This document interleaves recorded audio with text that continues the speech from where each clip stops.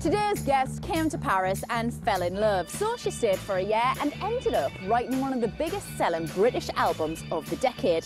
Not bad for a stylist from Glasgow, but how did she get to where she is today, and who are the artists that helped shape her musical career?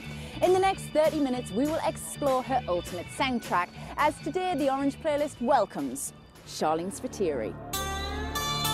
And I just love Peter Kay. I think he's hysterically funny. We were still selling so many records in the rest of Europe, but Britain we couldn't get arrested. I don't know why not. It's not my fault he didn't fancy me.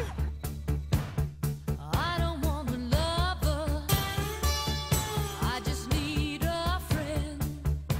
Thank you very much for inviting us to Paris on this beautiful day. I love how you say I was inviting you. You just wanted an excuse to go somewhere fancy, and we happened to be in Paris. You grew up in Scotland, Charlene. Not many people know that. No, you'd never guess by my accent either. No. What was your childhood like? I grew up in Glasgow until I was 10 years old, and then my parents moved out to Loch Lomond. They kind of thought they were giving my sister and I a better life out in the country. Except they didn't know that basically what happens is all the kids were so bored that they used to go and sit down in the goldfish bowl and drink LD wine. I mean, it was good because we used to do lots of things like play hunts and on bikes, and there was lots of climbing trees and making dens and listening to the charts up trees on Sundays. It was all that kind of stuff. When were you first aware of music? My first single that I ever bought was Oliver's Army by Elvis Costello and the Attractions. I mean, it was a really good time for music. There was like Blondie and Echo and the Bunnymen and all that kind of stuff. Were your parents quite musical? My mum comes from a really musical family. There's a piano at my gran and granddad's house, and every second weekend my gran and granddad used to normally have a party, and there was a good old sing-song and knees up. My song of choice was 10 Guitars. You know that I had a band of men, and all they do is play for me. But it wasn't something that you aspired to being. People that are musicians and, you know, pop stars and all that, you kind of think that that's a completely other world that doesn't exist in your universe. You kind of think they're aliens that are dropped down from the sky. So who were your teenage bands of choice, Charlene? Who did you have a crush on? Joe Strummer. I love Joe Strummer. You weren't a Paul Weller girl? It's really funny because I met Paul Weller when I was coming back from school one day, and we were like, oh my God, it's the jam! It's funny because I met Paul Weller years later. He's probably the only famous person that's made me blush a little bit. I turned back into that 12-year-old because he gave me a bar of Furry Friends chocolate. I've got it in a shoebox in my mum's house, actually. Probably all fusty and disgusting. So how did you get, you know, from singing in your front room to being, you know, one of the most recognisable voices in the music scene? It was totally by chance. A friend of mine played football with, who's now currently our manager, Jerry, and Johnny, who's my songwriting partner, had been in very successful bands up until he met me. He'd been in Altered Images. I think his dad had to sign his first record contract. He was too young. I mean, he's been in bands since he was at school. So when did you two meet? It would have been, what's 20 years next year?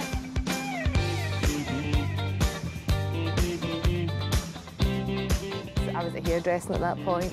Still to this day, I don't really know how I got into it. They just says, oh, Charlene can sing, and I was like, yeah, yeah. It was the week before my 18th birthday. I'm going to take you into your past track now. You've gone for a French choice, I believe. What is it, please, Charlene? Serge Gainsbourg and Bonnie and Clyde. For me, it was weird because at the time when we put out the first album, the first gig we played outside the UK was Paris, and we did very, very well in France. The album had gone platinum, and Serge Gainsbourg was having this big TV special, and he actually presented us with our platinum discs and proceeded to be very charming and very naughty. Come on to you. Was he asking you dirty questions, Charlene? He wasn't asking me any dirty questions. Why not, though? don't upset me at this moment in the day. Why not? It's like, I don't know why not. It's not my fault he didn't fancy me. Alors voilà, Clyde a une petite amie. Elle est belle et son prénom c'est Bunny. À eux deux, ils forment le gang Barrow. Leur nom Bunny Parker. est Clyde Barrow. Bunny and Clyde. I was really quite taken by him, just with, he sort of like, he spoke about music and he was just cool. He just had that kind of like sort of cool aura around about him. Franz and Serge Gainsbourg was just very, very influential on Texas, the band. I really enjoyed my time here.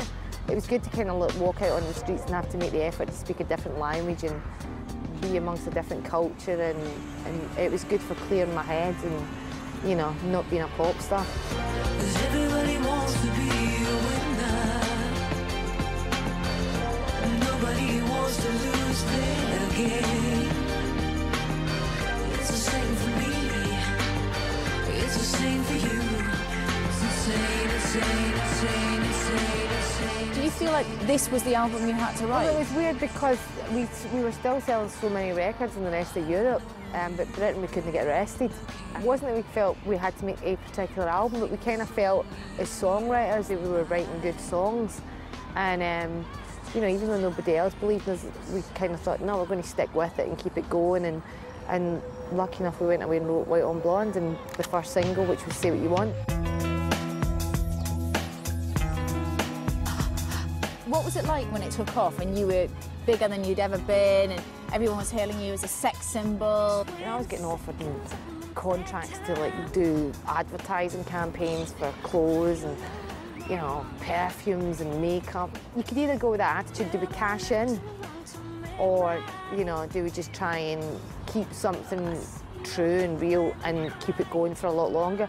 And we went for the latter option. We decided to do it, you know, the way we saw it. It was about the music and it was about making records and keep it at that rather than kind of, you know, getting paid lots of money to do whatever. Yeah, you can say what you want, but it won't change my mind. I feel the same about you. Stepping away from the past, nicely coming into the present. What is the present track you've gone for? Arcade Fire and Rebellion. They're great musicians. Live-wise, they're fantastic. It's sort of like, it's fun. You know, there's nothing worse than looking at these new bands that come around that everybody's into, and they're like a right bunch of miserable gits. It's a bit like, oh, freaking hell, I don't want to buy your record.